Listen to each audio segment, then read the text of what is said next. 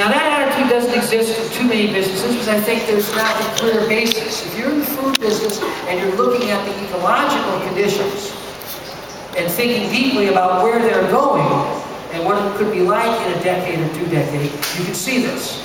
But it's actually not only the ecological, but one other thing I want to stress at the outset, and I'll use food as an example, is the social. About 30 to 50 million people migrate every year around the world from rural to urban environments. That's the average over the last 2 decades. In the last year or 2, of course, it's been even greater because of the economic problems around the world. 30 to 50 million people migrate in order to live in slums or shanty towns. You know the problem. It exists in Colombia, it exists around the world. Why do people do this? It's really not a life choice for most of them.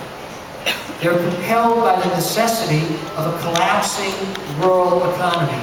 Their traditional rural economies are collapsing because we've connected all the economies of the world in this placeless system of global agriculture.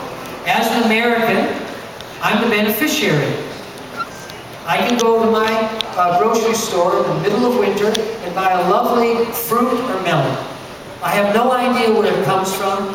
It's probably traveled several thousand miles, and I never complain at the fact that I can buy this lovely fruit or melon in the middle of January in Massachusetts at a very reasonable price.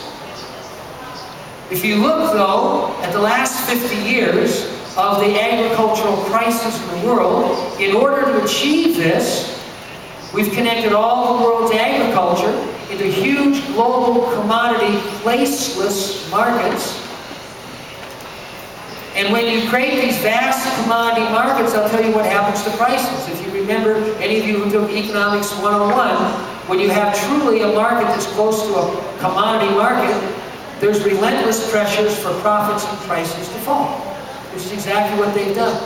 The prices of the 6 largest traded agricultural commodities from 1950 to the present, most of them have fallen 70 to 80%, which is a terrific deal for me as a wealthy northern consumer.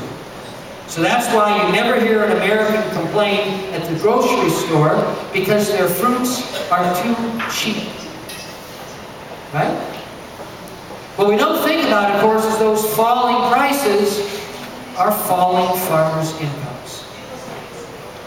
And that's why you have 30 to 50 million people around the world pushed out of traditional rural environments because they simply can no longer make ends meet economically. So the global food system is not just a problem ecologically, it's an immense problem socially. I think you can make a compelling argument that of all the fundamental systems that shape our way of living in the world today, this is the one that's the greatest cause of poverty in the world, in order that we, the middle class and the upper middle class in the world, can enjoy cheap fruits and vegetables whenever we want. There have been studies of American kids who think their food comes from the grocery store. And there's no concept of seasonality at all. If you ask most children what's seasonal fruits and vegetables, they look at you like you're crazy. What are you talking about? You can buy anything you want any time of the year.